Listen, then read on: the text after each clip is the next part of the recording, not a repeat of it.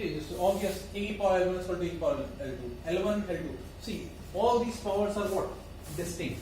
From here to here, all powers are distinct. And if you are saying that two powers are equal to each other, two powers are equal to each other, it means that L1 should be equal to L2 because all powers are distinct. So L1 is equal to L2. So B e power L1 is of course B e power L2. So f a e power L1 is equal to f e power L2. Implies f is well defined as well as f is 1 1. And now privily map is onto, you can see privily f is onto. For example, for any b e power s, that is for any b e power s belongs to b, there exists a e power s belongs to this, such that f of a e power s is equal to b e power s. The map is what onto map. Now, last thing is that morphism. You see, proof morphism. Now, from here, for any e power L1, L2 belongs to this, we have to prove f of e power L1 into f of e power L1 into e power L2 is equal to f of e power L1 into f of e power L2. Let's see how we do.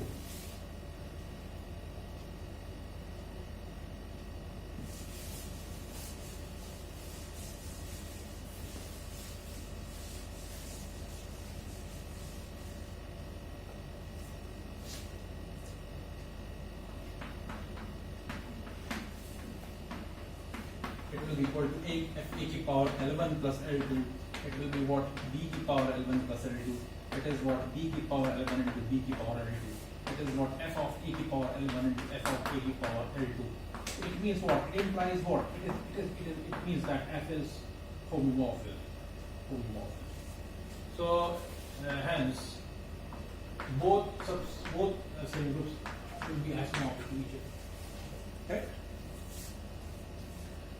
So both semigroups are isomorphic to each other. Now we do converse part. Converse part is that if A and B have if these two semigroups are isomorphic to each other, we have to prove that A and B have the same index and period. Alright, you know.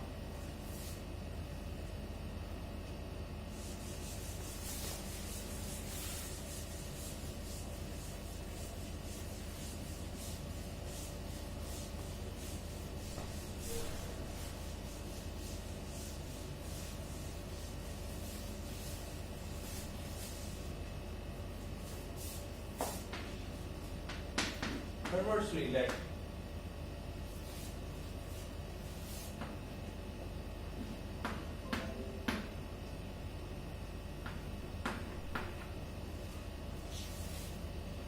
it means what? It implies what? It implies that the order of A and B are equal to each other. It means what? That is m plus r minus 1 is equal to m dash plus r dash minus 1. Because if you assume that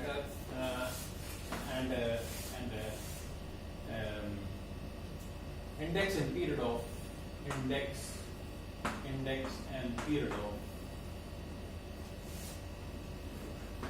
A and B are m r and m dash r dash respectively, like this. Index and period of A and B are m r, and m dash r dash respectively. Then we have to prove that what is our claim. Claim is that claim is that m is equal to m dash and r is equal to r dash. So m plus r. So now from here it is what m plus r is equal to m dash plus r dash. This we have.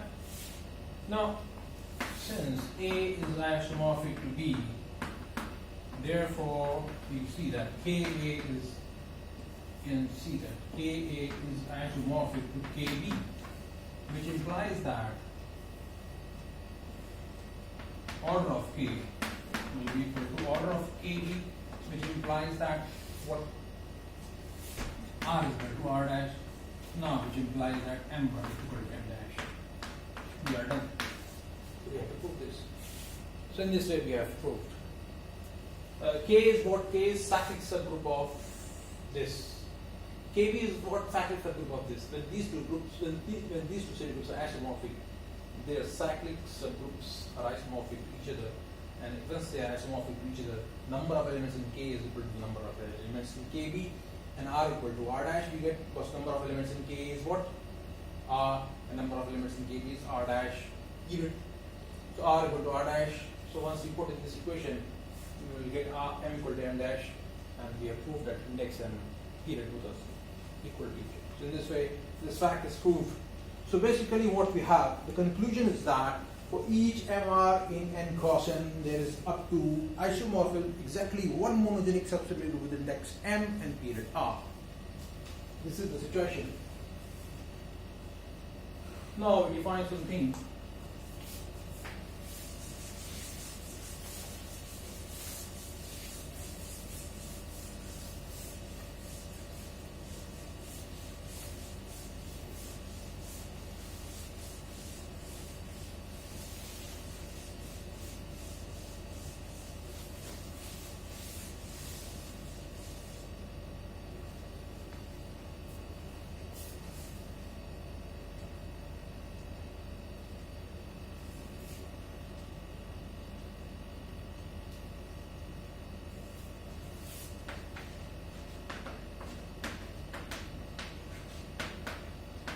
Semigroup is called periodic if all its elements are of finite order.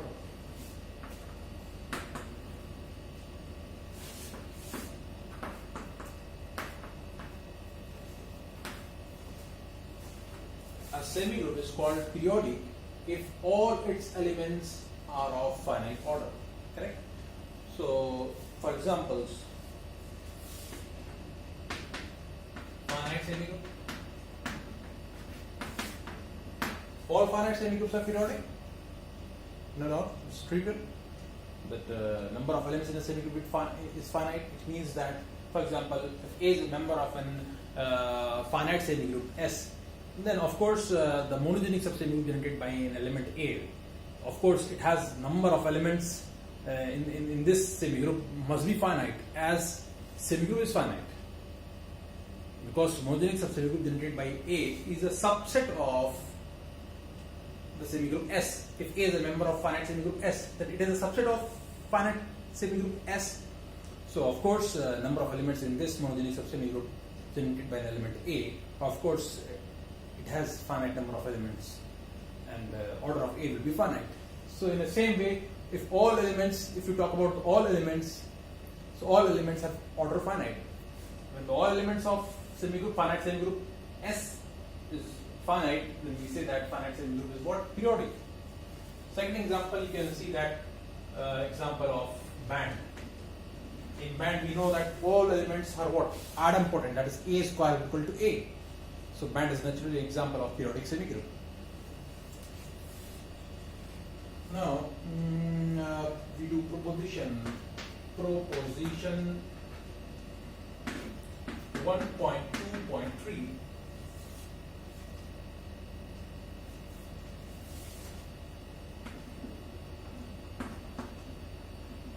In a periodic semigroup,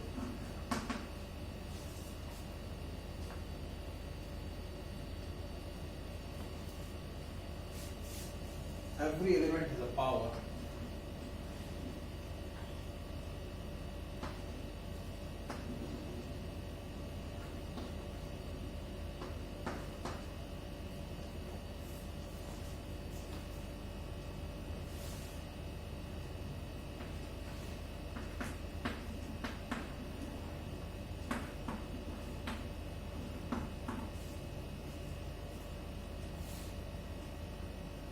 Idempotent.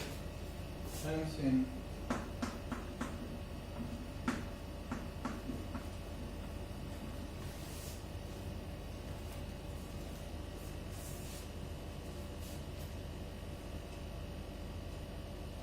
every periodic semigroup,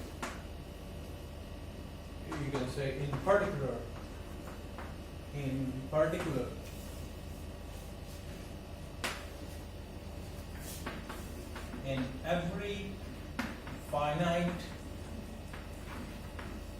semigroup, there is at least one idempotent.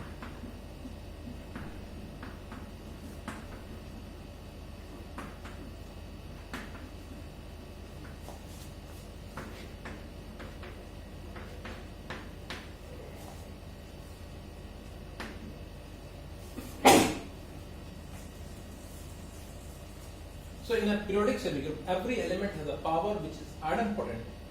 This we have to prove, and this is of course it follows from this that hence in every periodic semigroup, in particular, and every finite semigroup, there is at least one idempotent.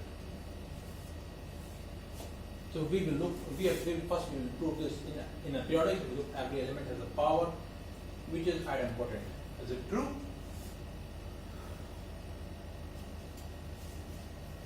See. Let S be a periodic semigroup. Correct? Periodic semigroup means what? That its all elements are of finite order. Isn't it? So order of A, that is what? Is finite. Correct? So it will be equal to what? M plus R minus 1, of course, where M is what? Index of A, and R is period of A. See, order of A is finite, so S be a periodic semigroup. Let S be and you can say an A belongs, an A be an element of S. A be an element of S. This is the case. So S is a periodic semigroup and A is an element of S. So every element has finite order. It means that order of A is finite. It means order of homogeneous semigroup generated by an element A is finite. It means that it will be equal to M plus R minus 1. So it means that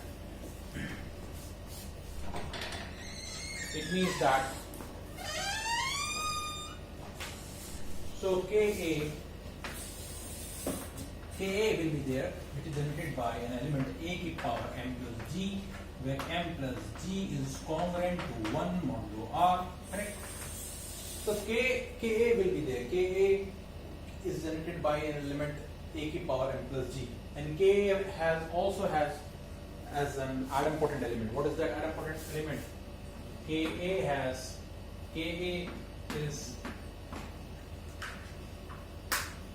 is cyclic subgroup of A and has idempotent A ki power M plus Z, where M plus Z is congruent to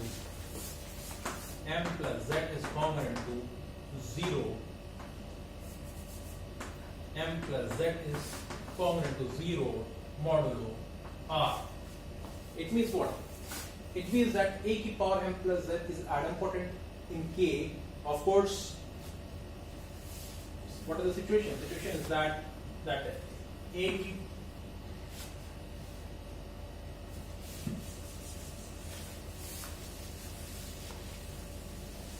it means that A ki power M plus Z, this is idempotent.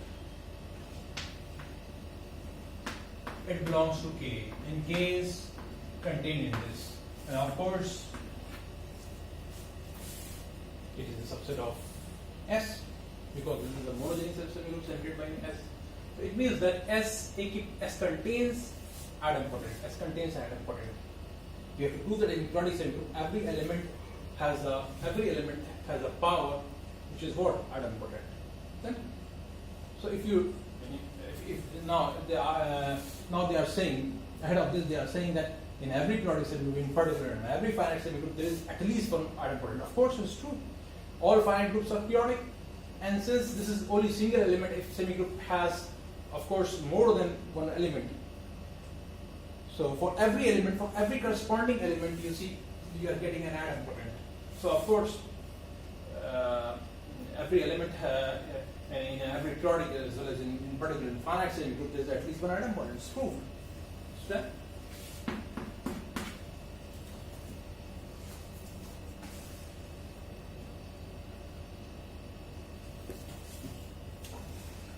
Now I leave some exercises for all of you. I have sent you PDF of hobby via WhatsApp.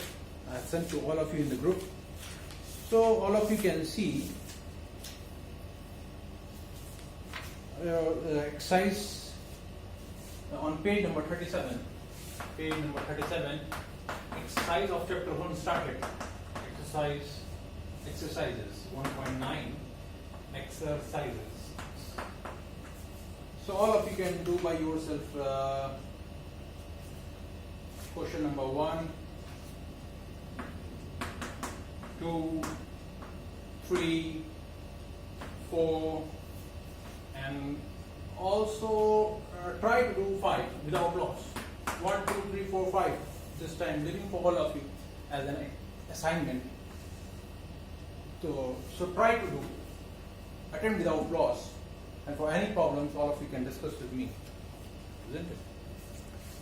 So now I stop here, and in the next lecture we will start the next article, that is all about partial ordered sets. This is all about partial ordered sets, totally ordered sets, semi-lattices and lattices.